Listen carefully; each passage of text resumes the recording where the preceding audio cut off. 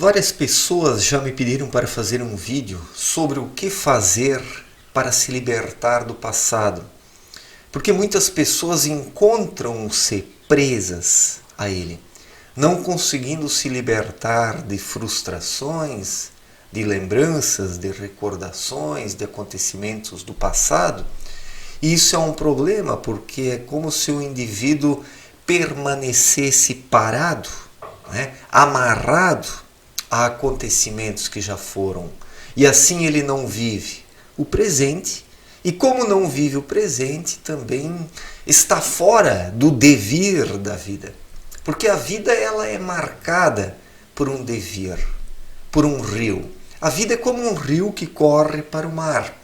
E nós temos que correr junto com essas águas. Isso não significa que devemos nos tornar modistas, tomar parte das tendências, imitar os outros, fazer o que todo mundo faz, mas que devemos nos movimentar.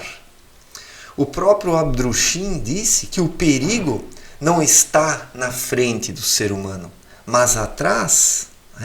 O que isso quer dizer? Quando o indivíduo se volta para trás, quando ele olha para trás, se prendendo ao que já foi, ele se prejudica.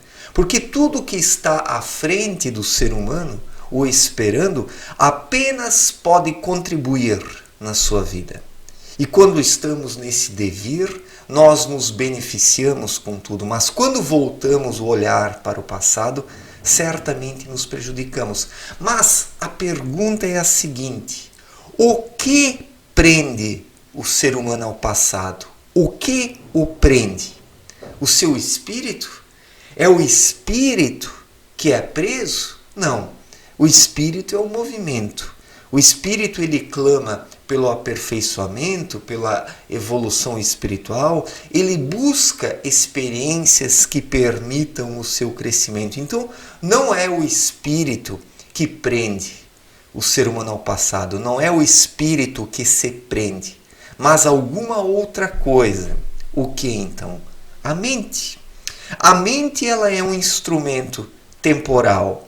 A mente ou ela pensa no passado ou ela pensa no futuro. Dificilmente a mente pensa sobre o presente, porque ela não se contenta com o presente.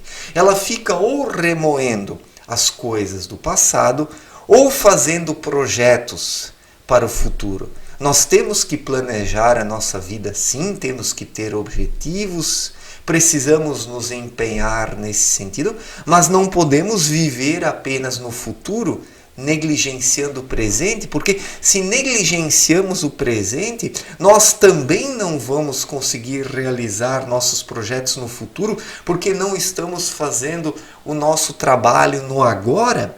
Nós precisamos fazer a coisa certa no agora para que o amanhã possa ser da forma como nós queremos, porque a vida ela é uma escadaria, nós precisamos pisar um degrau de cada vez. Quando nós tentamos pular 10 degraus de uma só vez, nós caímos e muitas vezes rolamos a escada abaixo, vamos parar lá embaixo de novo e precisamos reiniciar o nosso trabalho do zero. Então, quem não vive espiritualmente, quem não identifica o seu espírito, quem não ouve a sua intuição, quem não tem vida interior e vive apenas segundo a sua mente ou os seus 5 sentidos, vai pensar no futuro ou no passado e não vai viver o presente. Claro, os sensualistas eles vivem o presente, mas isso não é um viver,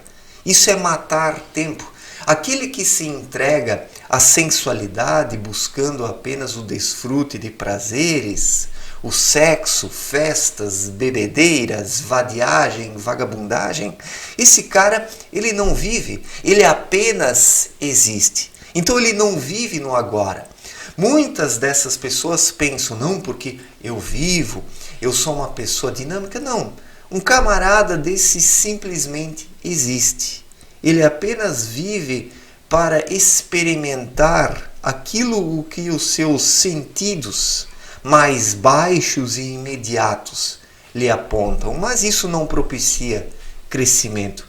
Isso é algo tão ruim quanto viver para o passado ou viver para o futuro, esquecendo-se dos ensinamentos que o tempo presente delega. Então, uma pessoa espiritualmente desperta, ela olha para o agora, para o presente, faz uso sim da sua mente, da sua razão, mas como um instrumento para que o espírito possa colocar em prática a sua vontade, porque a vontade é algo espiritual. Não me refiro aos desejos.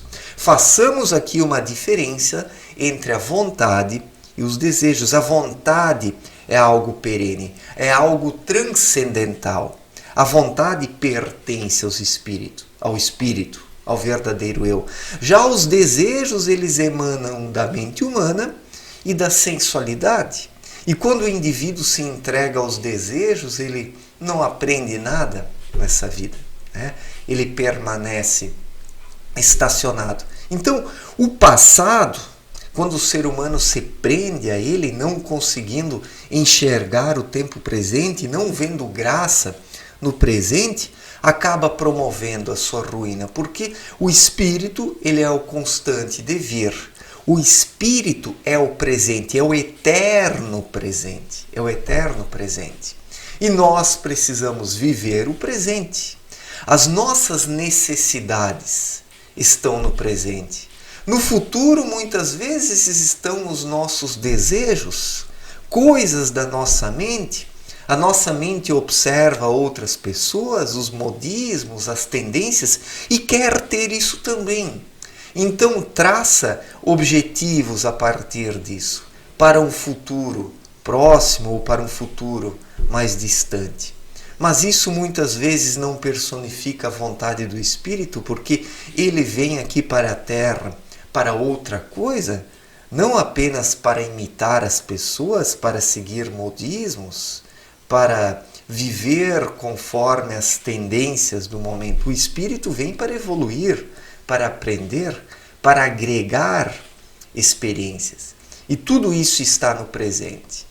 Tudo isso está no presente. Mas, infelizmente, muitas pessoas hoje vivem nesses extremos, ou no passado, ou no futuro, ou para esse imediatismo da sensualidade, vivendo apenas para os desejos. Isso não quer dizer que nós não podemos olhar para o passado. Nós temos que, de tempos em tempos, frequentar as nossas experiências passadas para tirarmos conclusões sobre elas. Isso é natural. Por exemplo, eu gosto do meu passado, da minha infância, da minha adolescência. Eu tenho um certo saudosismo do meu passado, dos valores existentes naquela época, da pureza da minha infância, da ingenuidade, da inocência. Eu tenho saudades desse tempo.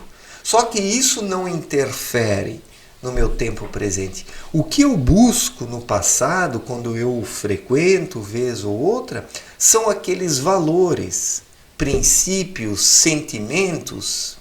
Isso eu procuro identificar no passado para tentar encontrar uma linearidade na minha vida, uma continuidade, uma constância, porque algumas coisas na nossa vida, elas são constantes, são as permanências. O tempo passa, mas algumas permanências ficam dentro de nós. E quando nós revisitamos o passado de tempos em tempos, buscando identificar essas permanências, essas continuidades, é algo saudável, porque é de certa forma um encontro consigo mesmo. Muitas vezes, quando estamos atribulados ou meio perdidos, confusos, cansados, estressados, um olhar para a infância nos inspira novamente. Lembrar daquela criança que um dia fomos nos fortalece, porque nós precisamos ser crianças ao longo de toda a nossa vida. Esse negócio de que o ser humano precisa envelhecer, de que ele precisa ser aquilo que o meio externo lhe impõe, é uma mentira. O ser humano pode ter dentro de si a eterna infantilidade, porque o espírito é sempre uma criança. Em espírito o ser humano não envelhece. O que envelhece é a sua mente e o seu corpo. A mente do ser humano envelhece quando ela se prende às coisas. E a mente ela se prende com muita facilidade às coisas. E assim ela impede o espírito de se movimentar. Então, quando existe uma liberdade interior e o espírito pode ser ouvido pelo ser humano, ele não se prende a nada, porque o espírito é o eterno devir. Ele é como o rio que quer desembocar no mar. O espírito clama por isso. O espírito olha sempre para frente. Não como aqueles que vivem apenas, que pensam apenas no futuro. Não. O espírito ele olha para frente, mas vivendo o presente. Trilhando um passo de cada vez. De forma calma, tranquila, serena, equilibrada.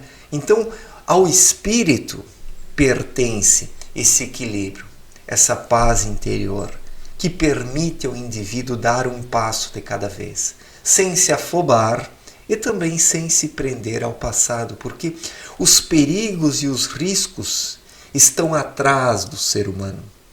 Estão atrás, não no agora. Ou nesse futuro demasiadamente idealizado pelo ser humano.